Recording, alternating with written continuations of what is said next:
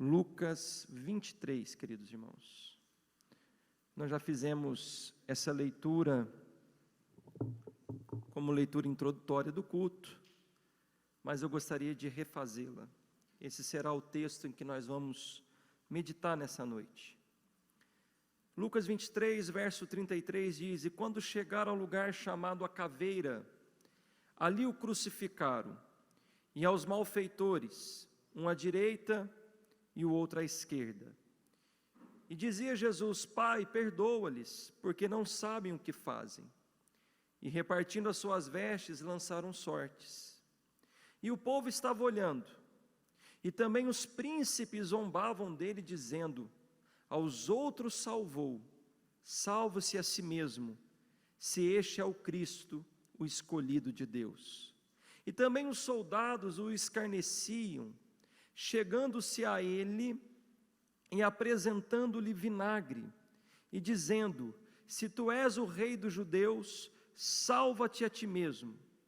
E também por cima dele estava um título escrito em letras gregas, romanas e hebraicas: Este é o rei dos judeus. E um dos malfeitores que estavam pendurados blasfemava dele, dizendo: Se tu és o Cristo, salva-te a ti mesmo e a nós. Respondendo, porém, o outro repreendia-o, dizendo: Tu nem ainda temes a Deus, estando na mesma condenação? E nós, na verdade, com justiça, porque recebemos o que os nossos feitos mereciam, mas este nenhum mal fez. E disse a Jesus: Lembra-te de mim, quando entrares no teu reino. E disse-lhe Jesus: Em verdade te digo, que hoje mesmo estarás comigo no paraíso. Amém?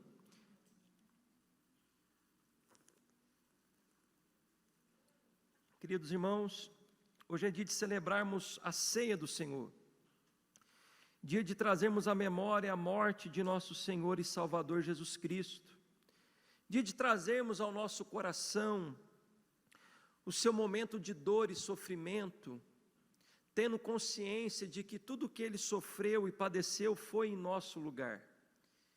Então eu gostaria, nesse sermão, meditar com você nesse momento tão específico, o momento da crucificação.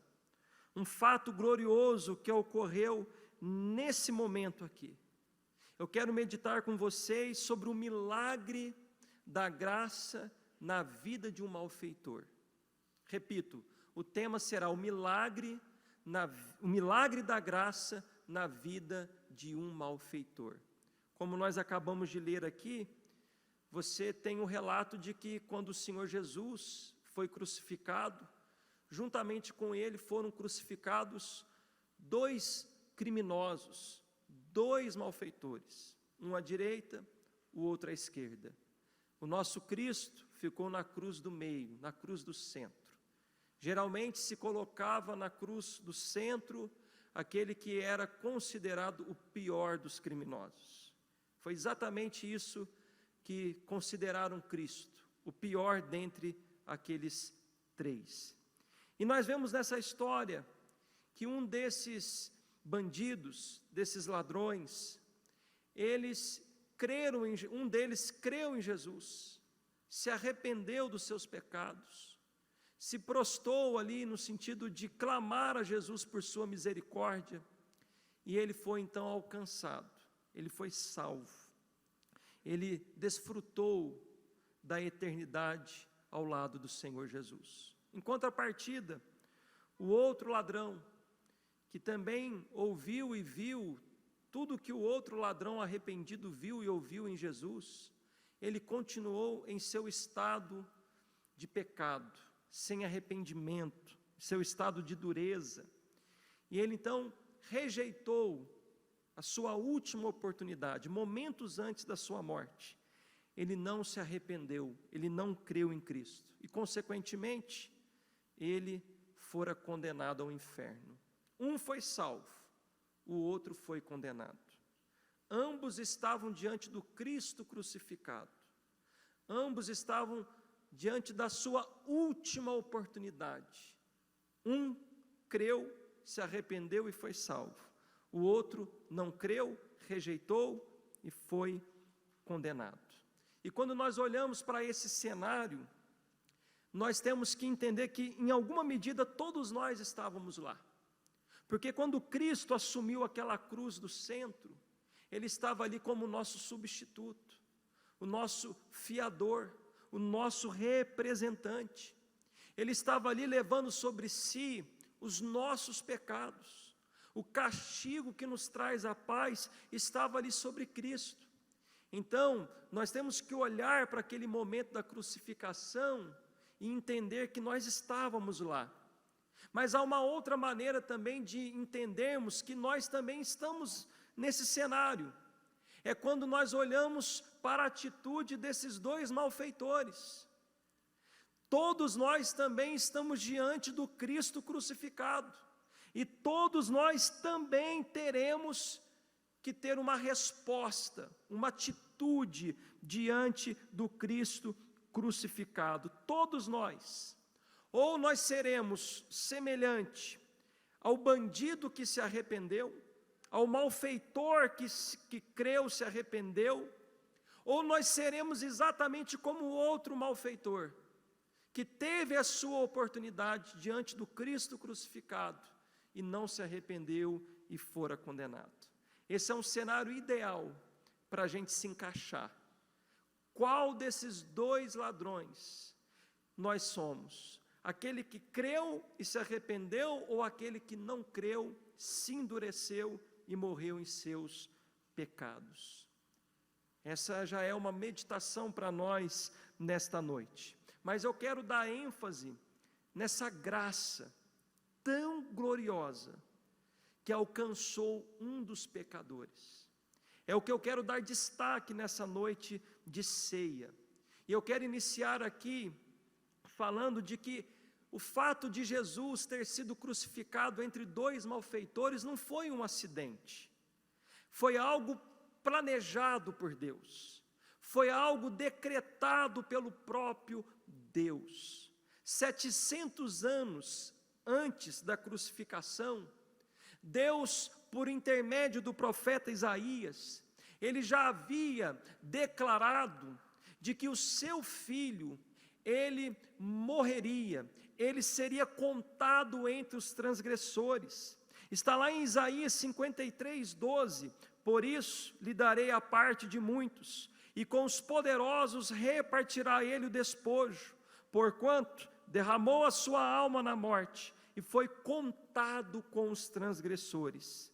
Mas ele levou sobre si o pecado de muitos, e intercedeu pelos transgressores.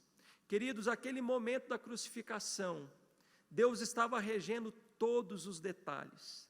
Nada ficou ao capricho humano, nada aconteceu por um acidente. Aliás, nada em um mundo que é governado por Deus acontece acidentalmente. Deus está no controle de absolutamente tudo. Nada acontece fora da sua soberana vontade. E todos os eventos daquele dia foram decretados por Deus. O dia da morte de Jesus já havia sido decretado por Deus. E é importante lembrar que a Bíblia diz que Jesus é o Cordeiro de Deus que foi morto antes da fundação do mundo. E chegou o momento do cumprimento, foi num dia de sexta-feira. Também foi decretado por Deus onde o Cordeiro morreria. E ele morreu no Gólgota, lugar conhecido como caveira. Deus também determinou como seu filho morreria, como o Cordeiro morreria, e ele morreria numa cruz como um maldito. Mas Deus também determinou com quem o seu filho morreria, ao lado dos transgressores. Ele foi contado entre os transgressores. O seu filho, que sempre foi contado entre o Pai e o Espírito Santo, agora está ali, sendo contado entre dois transgressores. O bendito Filho de Deus, que sempre teve como companhia a presença do Pai e do Espírito Santo, agora ele tem como companheiros dois criminosos. Mas tudo isso já havia sido decretado por Deus. Antes que Pilatos quando deu a ordem, Pilatos não imaginava de que aquela ordem que ele deu, de crucificar Jesus ao lado de outros dois homens, ele mal sabia, ele não tinha noção de que ele estava apenas cumprindo um decreto de Deus. Então, tudo que Deus faz tem um propósito. A pergunta que nos vem nesse momento é: por que Deus determinou que o seu filho fosse crucificado entre dois criminosos? Tudo que Deus faz tem um propósito, irmãos. A resposta para isso são pelo menos duas. Primeira delas, quando o Filho de Deus foi contado com os transgressores, é para nos mostrar a posição que Ele ocupou como nosso substituto. Quando nós olhamos para aquela cruz do meio, nós temos que nos lembrar que ali não era o lugar dele, que ali era o nosso lugar. Então é para ficar claro a todos nós que o lugar de Cristo ali não era a cruz, porque ele nunca pecou, mas é para deixar claro a nós que ele assumiu o nosso lugar, lugar de vergonha. Ali é um lugar para transgressores, coisa que Cristo não foi. Então é para deixar claro de que ele somente assumiu o nosso lugar. Mas há uma segunda razão pela qual Deus determinou que o seu filho morresse entre dois transgressores. É que diante da salvação de um dos bandidos, Deus está mostrando a sua salvação pela graça. Deus está destacando que de fato a salvação é um presente de Deus, que é a graça que manifesta na vida de um pecador. E por outro lado, na condenação do outro bandido, do outro malfeitor, ele está realçando a responsabilidade humana, de que todos nós somos responsáveis pelas nossas escolhas, pelos nossos atos. Então lá naquele cenário do Calvário, há duas grandes doutrinas inegociáveis: a doutrina da soberania de Deus, mas a doutrina da responsabilidade humana. E nós vemos essas duas doutrinas na crucificação desses dois malfeitores. E agora eu quero meditar com vocês, eu quero ver com vocês as semelhanças desses dois criminosos. Como era a vida deles antes da cruz, a semelhança que eles tinham de vida e a semelhança no Calvário. E depois quero apontar a diferença que houve lá na cruz do Calvário entre esses dois malfeitores. Porque quando a gente olha para aquele bandido que se arrependeu, que foi até Cristo, a gente é levado a pensar que ele era bonzinho, de que aquele malfeitor, ele era melhor do que o outro que não se arrependeu. Mas quando nós olhamos para as Escrituras, irmãos, não é isso. Não é isso que a Bíblia nos apresenta. Mateus e Marcos também relata a crucificação desses dois malfeitores. E eles se referem a esses dois malfeitores como ladrões. Eles chamam esses homens de ladrões. E Lucas os chamam de malfeitores. Na língua grega, irmãos, existiam dois termos para descrever um ladrão. Um deles, que é o kleptes, se referia àquele ladrão furtivo, aquele que cometia furtos, mas que não queria ser descoberto. Semelhantemente a Judas, ele roubava ali a bolsa, o dinheiro, mas às escondidas, ele não usava de violência.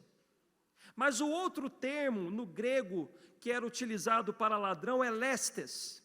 Esse descreve um tipo de ladrão que age com violência para roubar. É alguém que maltrata as suas vítimas, é alguém que usa de violência para com as suas vítimas. E é exatamente esse termo, lestes, que Mateus e Marcos utilizam. Lucas diz que ele é um malfeitor, alguém que só faz mal.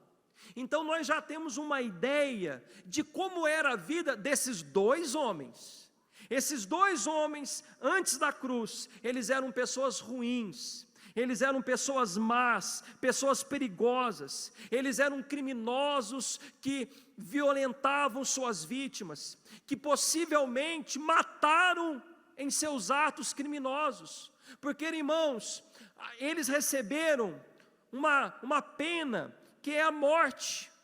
Veja bem, irmãos, quem naquele momento ali poderia receber uma pena tão pesada, que é a pena de morte? Alguém que tinha cometido crimes hediondos, crimes horríveis. Então, possivelmente, esses dois homens que estão ao lado de Cristo, foram homens que assassinaram suas vítimas. Eles eram bandidos, eles eram ladrões da pior espécie. Eles fizeram da vida de outras pessoas e famílias um inferno. Eles eram violentos, a ponto de que a única maneira de trazer paz à sociedade, diante daqueles dois homens, era a pena de morte. Então, eles não eram aqueles bandidos de menor classe, não. Eles eram homens perigosos, homens violentos. Perceba que não há diferença entre eles antes da cruz. Antes da cruz, os dois eram ladrões perigosos, eram homens maus. Na cruz também há muita semelhança, porque eles eram companheiros, foram crucificados juntos, receberam a mesma pena de morte. Ambos estavam do lado de Cristo, ambos ouviram tudo que a multidão falou sobre Cristo, aquela zombaria, aquelas acusações, aqueles desafios. Você se lembra? Se tu és o Cristo, desça da cruz. Se tu és você não disse que é o Filho de Deus, salva-te a ti mesmo. Você não disse que é o Rei dos judeus. Esses homens estão tendo as últimas horas ao lado de Cristo. Eles estão tendo toda uma oportunidade de ouvir o que as multidões diziam sobre Cristo e de ver a atitude de Cristo, de ouvir o que Cristo também tinha a dizer. É bem verdade que ele pouco falou, mas ele falou um pouco. Quando Jesus viu aquela multidão zombando, escarnecendo, Cristo olha e diz, faz uma oração ao Deus Pai: Pai, perdoa-lhes, porque não sabem o que fazem.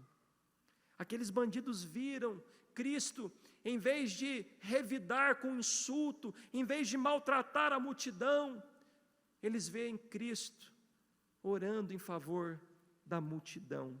Enfim, eles estavam sofrendo juntos e estavam morrendo juntos. Ambos tinham necessidade de perdão.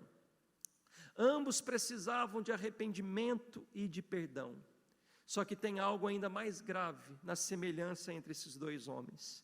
Tanto Mateus quanto Marcos relatam que esses dois ladrões, ambos insultaram Jesus na cruz.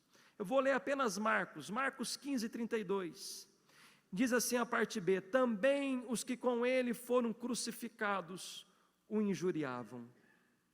Irmãos, aqueles dois homens se juntaram ao coro da multidão e começaram a zombar de Jesus, começaram a insultar Jesus, os dois, não foi só um, os dois. Lucas relata o momento em que um deles tem uma mudança drástica, mas Mateus e Marcos deixam claro que ambos estavam insultando Cristo.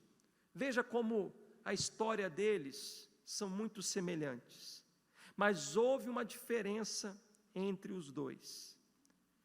É que de uma maneira repentina, inexplicável, um desses homens, que há poucos minutos antes estava insultando Cristo, esse homem com um histórico do passado terrível, ele olha para aquele homem do meio, da cruz do meio, ensanguentado, desfigurado, humilhado, e ele começa então a crer nele.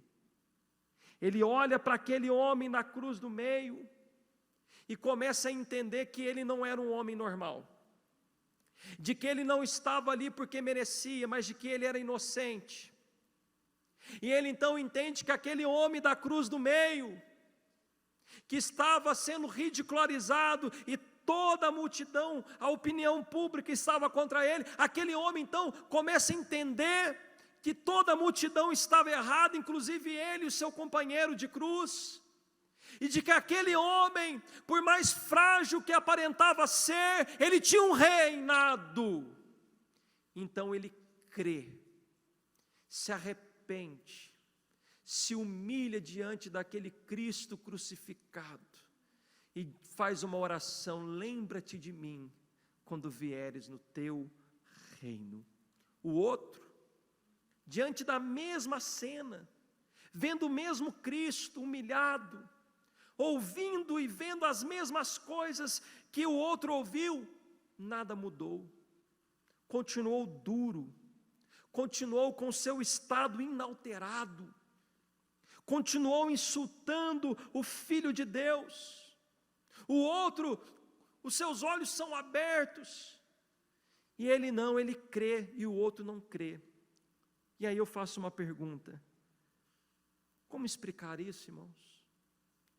Que explicação nós temos? Homens com histórias semelhantes, homens que eram parceiros de crime, homens maus, homens que estavam insultando a Cristo, que viam em Jesus mais um companheiro de crime, alguém que tinha uma fama messiânica, agora, de uma hora para outra, de uma maneira repentina, extraordinária, ele muda a sua ideia, ele tem um entendimento completamente diferente, e agora ele olha para Cristo e vê nele o Deus Filho, vê nele não um homem que está levando a sua própria sentença, mas um Deus que está levando a sentença dos homens. Como explicar isso? E nós só temos uma resposta: a maravilhosa graça de Deus. Aqui está o milagre da graça de Deus. Como eu disse, irmãos, nós temos a tendência de olhar para esse ladrão e pensar que ele era melhor do que o outro. Não, eles eram ruins, ambos tinham a mesma vida, o mesmo histórico, ambos insultaram a Cristo. Esse homem só conseguiu ver que Cristo, de fato, que Jesus era o Cristo, que Jesus era o Messias, de que ele tinha um reino, porque a maravilhosa graça de Deus trabalhou no seu coração, abriu os seus olhos, ele começou a ver o que ninguém mais estava vendo naquele momento. A um ficou muito claro quem Jesus era, ao outro ficou ocultado. Por que um creu e o outro não creu? E aí a resposta está nos ensinamentos de Jesus. Mateus capítulo 11, verso 25 e 26, veja o que Jesus disse.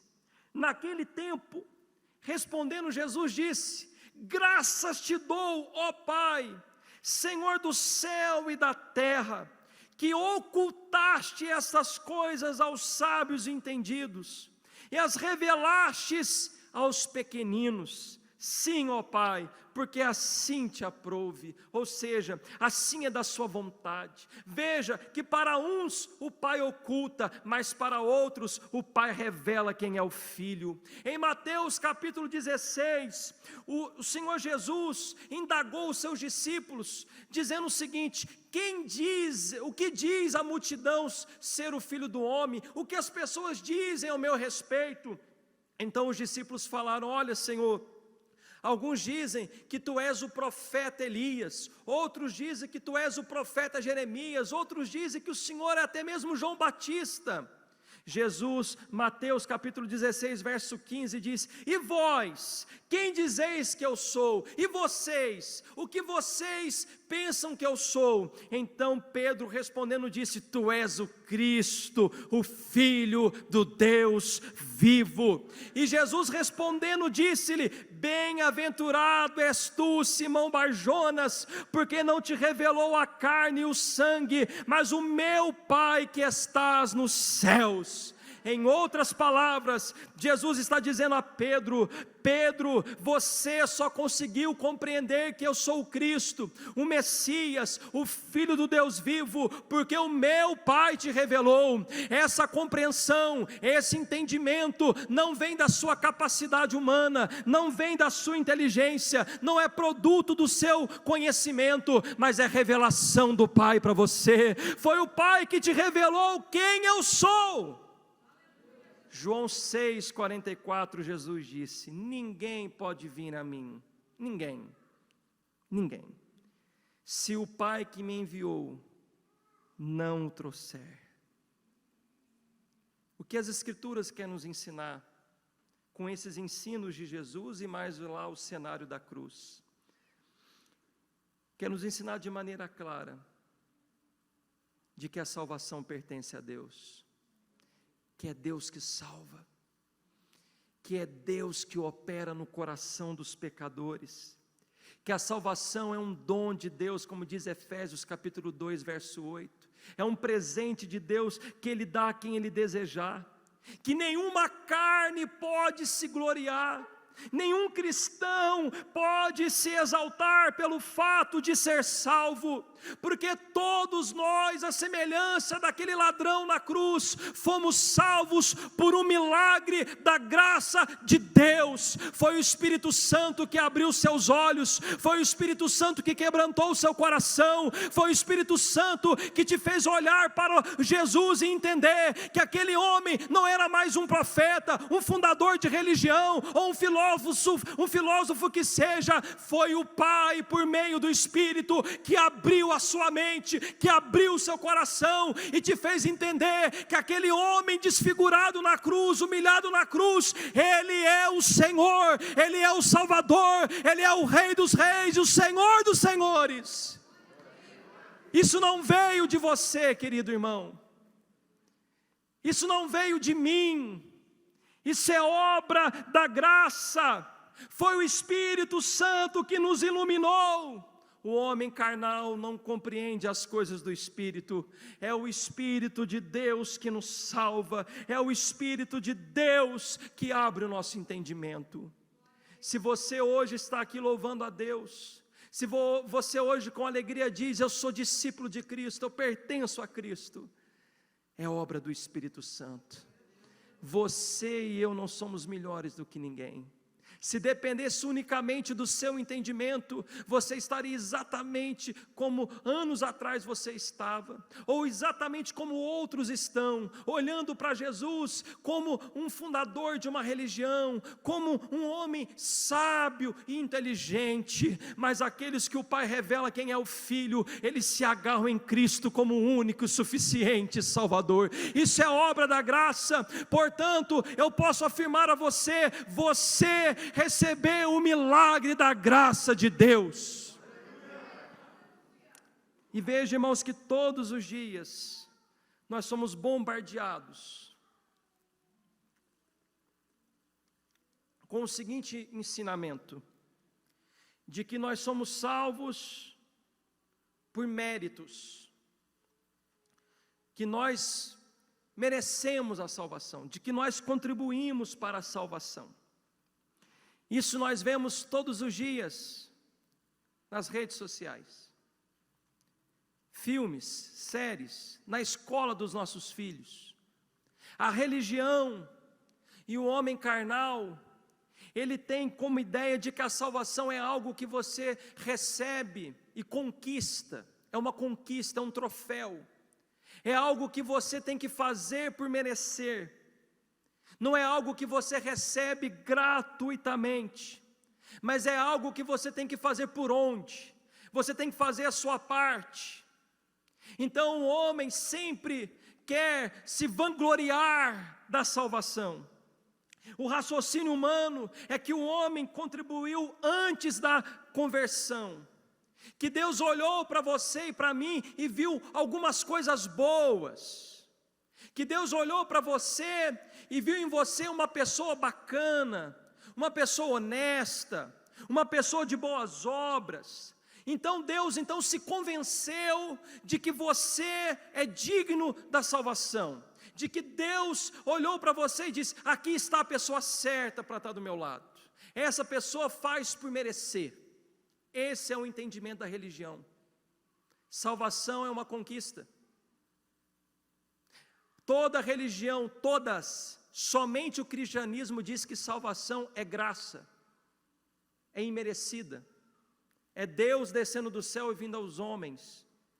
Mas todas as religiões pregam o contrário disso, que é o homem que vai até Deus, que é o homem que tem que fazer todo o esforço possível para ir até Deus. Só que o Evangelho não, o Evangelho é o contrário, é graça, é Deus vindo até os homens, é Deus se sacrificando pelos homens, é Deus dando tudo de si aos homens.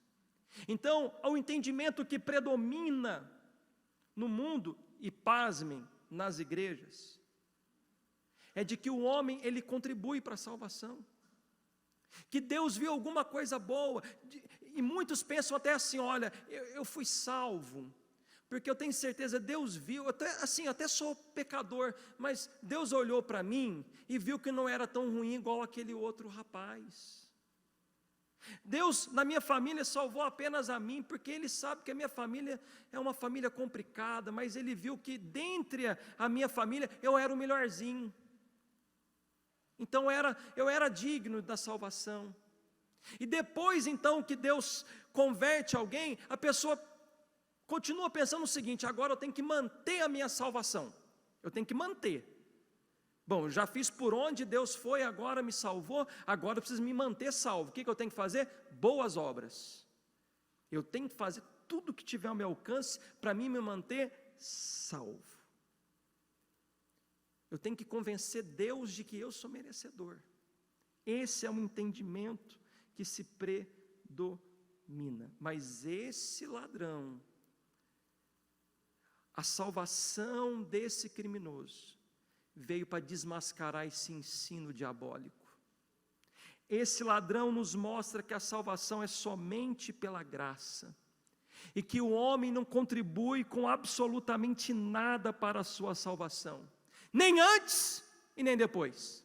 Esse homem, como eu disse, antes da cruz, era um homem mau. Deus não viu nada nele para que ele pudesse ser digno de entrar no céu, nada. Inclusive, horas antes da sua morte, ele estava insultando o Salvador. E esse homem também não fez absolutamente nada depois que ele foi convertido, porque logo em seguida ele morreu. Ele não teve obras nem antes e nem depois, mas ele foi para o céu, porque a graça o alcançou. Toda a honra, toda a glória ao Cristo que veio sobre nós com a sua graça. Até que dia a gente vai ficar lutando com sentimento e com entendimento equivocado? Aprenda de uma vez por todas: graça é favor imerecido. Ninguém no céu vai dizer: eu merecia estar aqui.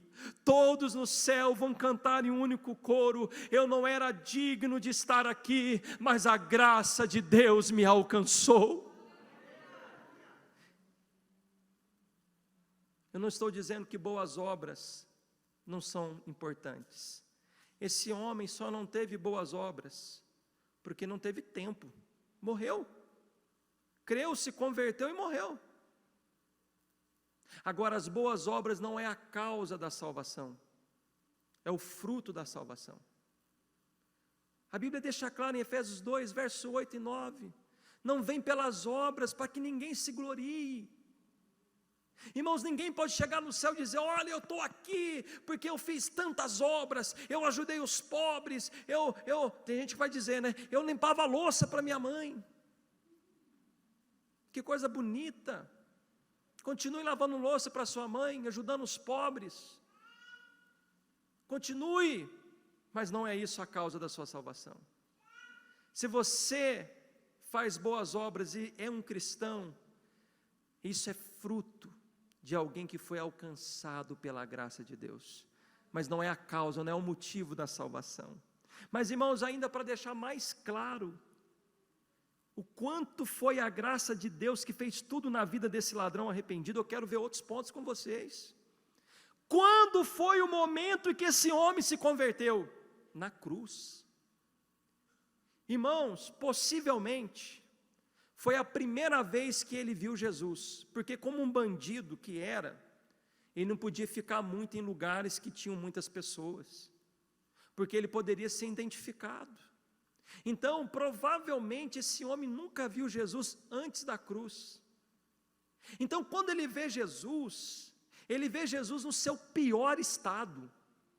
Ele vê um homem ensanguentado, com uma coroa de espinho na cabeça, sendo ridicularizado, sendo ali abandonado pelos seus amigos e os seus discípulos.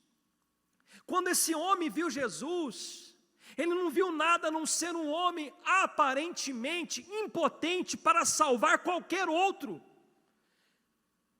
Aparentemente Jesus não tinha poder para salvar nem ele mesmo, quem diria os outros? Esse homem, quando se converte, ele não está vendo Jesus fazendo milagre, ele não está vendo Jesus fazendo um milagre de dar visão ao cego, de fazer o surdo ouvir, o mudo falar, o cego enxergar, o morto ressuscitar. Não, quando ele se converte, ele está vendo Cristo no seu pior estado de humilhação. Agora eu te faço uma pergunta: como explicar que um homem coloca a sua fé e toda a sua esperança num outro homem que está crucificado ao lado dele? Como explicar que um homem coloca toda a sua esperança em um outro homem que aparentemente está pior do que ele, que está derrotado?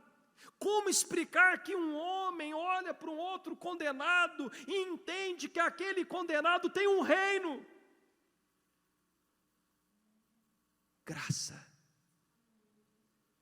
Graça, milagre da graça de Deus. Segunda razão que a gente precisa aqui, segundo ponto importante que a gente precisa considerar: esse homem que crê e se arrepende, irmão, está sofrendo, está agonizando na cruz também. E convenhamos, quando a gente está com dor, quando a gente está sofrendo, sejamos sinceros, a gente não tem cabeça para concentrar em mais nada a não ser na nossa própria dor. A gente fica pensando, a gente fica ali, exausto, agoniando com as nossas dores. Esse homem, num momento de tanta dor própria, ele consegue olhar para Jesus e entender que aquele homem é o Salvador. Como explicar isso? Graça, milagre da graça de Deus. E para realçar ainda mais, quando foi que esse homem se converteu? Antes daqueles eventos sobrenaturais que ocorreram. Você se lembra que no dia da morte de Jesus, no meio-dia, às 15 horas, houve trevas sobre toda a terra? Ele se converteu antes que a terra tremesse, antes que as rochas se partissem ao meio, porque no dia que Jesus morreu, tudo isso aconteceu. Antes que o véu do templo se rasgasse de cima para baixo, antes que o centurião exclamasse: verdadeiramente este é o Filho de Deus. Esse homem é convertido pela graça de Deus antes de tudo isso. Sabe por quê? Deus detalhadamente, intencionalmente, não permitiu que esse homem se convertesse depois disso, porque Ele quer destacar a sua graça soberana. Nenhuma carne pode se gloriar. É Ele que salva, é Ele que abre os olhos do pecador, é Ele que ilumina a mente do pecador. Irmãos, eu quero que você pense, como que aquele homem ia olhar para Jesus e entender que Ele era o Salvador? Nem ele mesmo podia salvar a si mesmo naquele momento. Como que aquele homem olha para um outro homem desfigurado e entende que aquele homem é poderoso para salvá-lo e que tem um reino a vir? Mas veja o que essa graça fez no coração desse pecador. Levou esse pecador ao arrependimento. Não há salvação sem arrependimento, irmão. Esse homem, quando o Espírito Santo o ilumina, quando a graça o alcança, ele é levado ao arrependimento. E nós sabemos que o arrependimento gera em nós uma mudança de mente, de entendimento acerca do pecado, como nós enxergamos o pecado, e foi o que aconteceu com esse homem. Quando há o verdadeiro arrependimento, o nosso entendimento sobre o pecado muda, nós também agora temos um desprazer do pecado. Antes da conversão nós temos prazer no pecado, depois da conversão nós temos um desgosto, um desprazer pelo pecado, e há também um abandono do pecado. Primeiro ponto que a gente vê aqui: arrependimento gerou temor no coração desse homem. Esse homem estava insultando Jesus, quando vê ele já está começando a repreender o colega do lado. Rapaz, o que é isso? Você não teme a Deus não? Já estava pregando. Rapaz, você não tem medo de Deus? Você não tem medo do que Deus pode fazer com você? Não, olha, você está zombando, insultando, mas ele também estava, poucos minutos antes. Ele entendeu que aquele ato dele era horrível, era pecaminoso, então ele tem um entendimento, automaticamente ele perde o prazer de insultar a Cristo, e ele abandona, e ele ainda prega para o seu companheiro. Rapaz, você não teme a Deus? Estando debaixo da mesma sentença, nós, na verdade, nós merecemos o que temos. Isso aqui que a gente está passando é justo, mas este não. Este nenhum mal fez. Você não teme a Deus? Outro entendimento, ele entende que acima da justiça humana, há uma justiça divina também. O que ele está dizendo para o outro companheiro é: olha, você não teme a Deus, você não teme o que Deus pode fazer com você no futuro. Então houve um arrependimento que gerou temor. Segunda coisa que o Espírito Santo fez naquele homem, que a graça operou naquele homem, ele reconheceu que era pecador. Ele disse: nós, na verdade, com justiça, porque recebemos o que os nossos feitos mereciam. Em outras palavras, olha, nós merecemos isso, nós merecemos estar aqui na cruz. O que nos foi dado é realmente justo, nós somos culpados, é merecido a nossa morte. Veja que ele lança uma sentença contra si mesmo, ele não se considera bom, ele não ameniza a sua sentença, ele fala: nós merecemos isso aqui. Meus irmãos, quando o Espírito Santo age na vida de um pecador, é isso que acontece. Ele se sente pecador, ele entende que o que ele merece de maneira justa não é a salvação, mas é a condenação. Ele entende que ele é digno de morte, que ele não é merecedor do céu, muito pelo contrário, ele é merecedor do inferno. É isso que o Espírito Santo veio fazer também, convencer o homem do pecado, olha, da justiça e do juízo. Então, uma salvação genuína envolve o arrependimento e o entendimento e o reconhecimento de que somos merecedores não do céu, mas do inferno. E aí a gente tem que se lembrar do que Jesus falou: o Filho do Homem não veio salvar, o Filho do Homem veio salvar o que se havia perdido, e só deseja um Salvador, só deseja uma salvação aquele que entende que está perdido. Mas para você entender que está perdido, você precisa da ação do Espírito Santo. E esse homem reconheceu que era um pecador, mas ele reconheceu também que Jesus é inocente. Ele disse: nós fizemos por merecer estar aqui, mas esse não. Este não fez mal nenhum, ele não merece a morte. Ele olha para a cruz e fala: esse homem não merece estar aqui, ele é inocente. Toda pessoa que é convertida por Deus, ele olha para a cruz e entende: Jesus só foi ali, só esteve ali por causa de mim. Ele não merecia a morte, ele é inocente, ele foi como um cordeiro em nosso lugar. Quarto, ele reconhece a divindade de Jesus, de que Jesus é o Rei da glória. Ele faz uma oração: Senhor, lembra-te de mim quando vieres no teu reino. Irmãos, como eu disse, como que um homem crucificado e humilhado poderia ter um reino.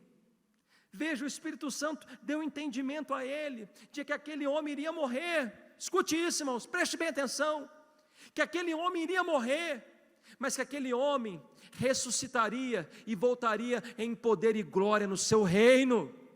Esse homem entendeu que aquele homem não era um homem comum, mas ele era Deus homem, o Filho de Deus, e que ele voltaria em seu reino de glória.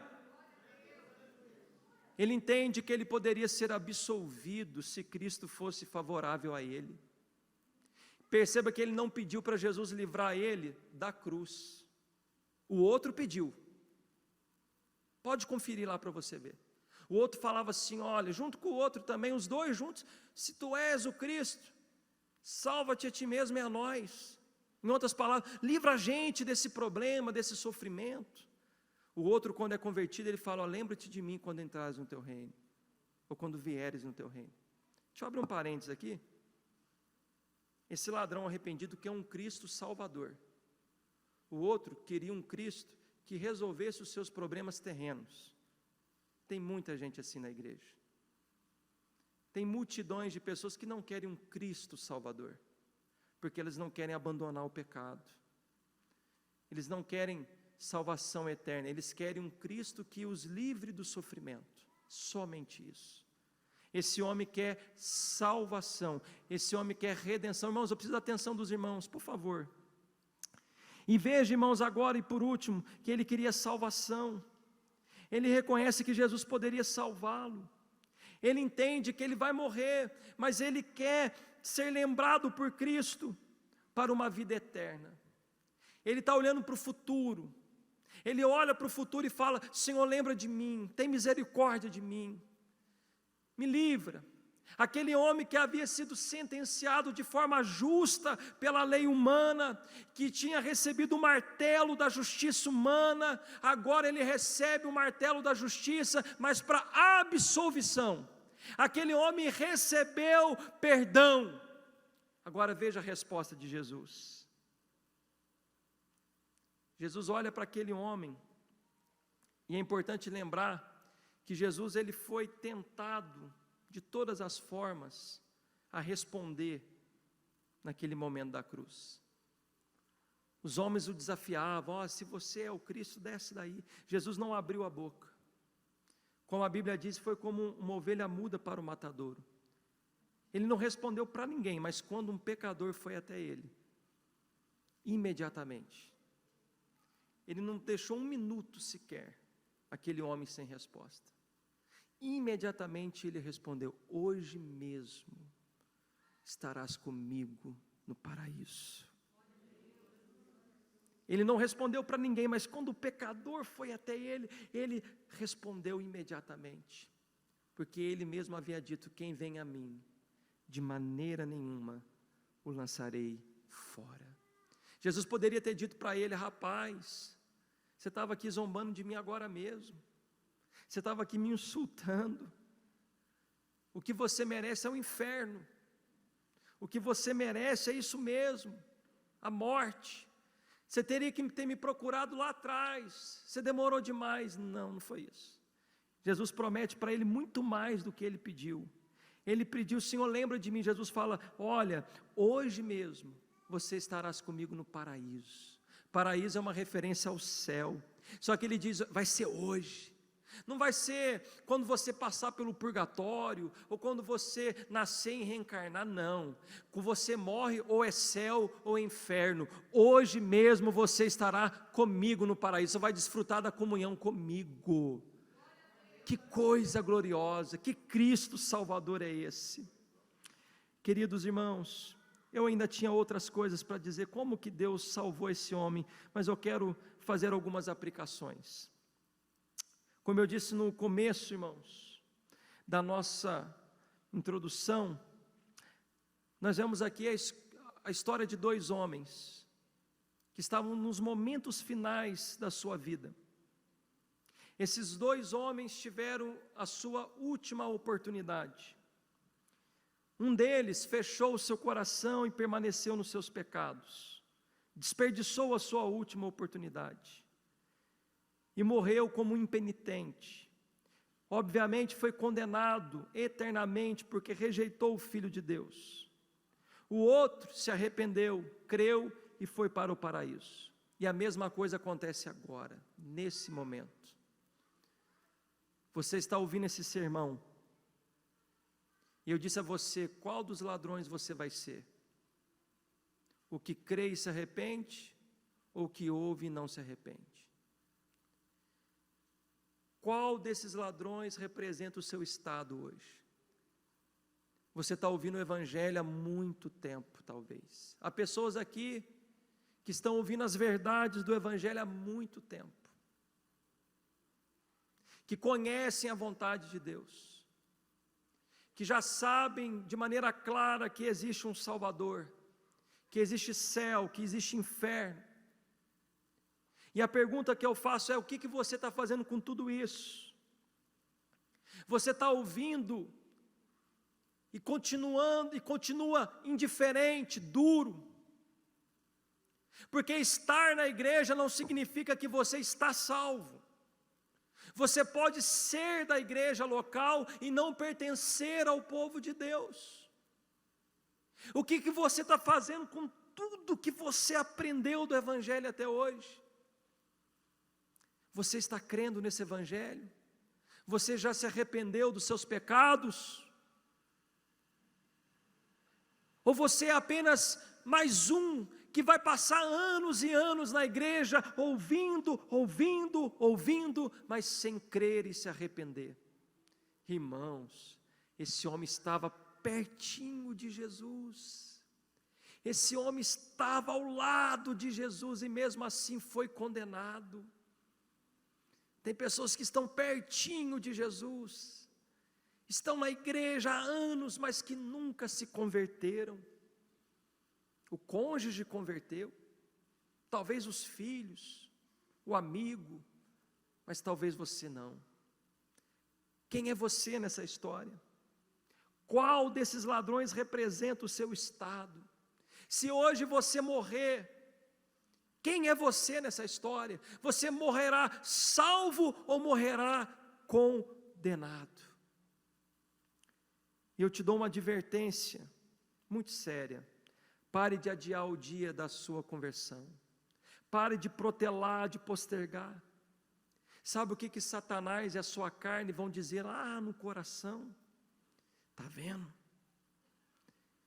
Tem jeito de você se arrepender nos últimos momentos. Satanás vai gritar sutilmente nos seus ouvidos: olhe para o ladrão da cruz. Você vai ter tempo para arrepender. Adie a sua conversão. Aproveite mais do mundo. Um dia eu ouvi de uma pessoa de que ele iria aproveitar tudo do mundo, que ele ia continuar nas baladas, prostituindo, bebendo, fumando, usando droga, e que nos momentos finais da sua vida, quando ele fosse velho, já não tivesse vigor, aí então ele iria se converter. Mas primeiro, ele tinha que curtir o mundo. Primeiro ele queria fazer tudo que o mundo pudesse lhe oferecer. E então, nos momentos derradeiros, ele iria a Cristo.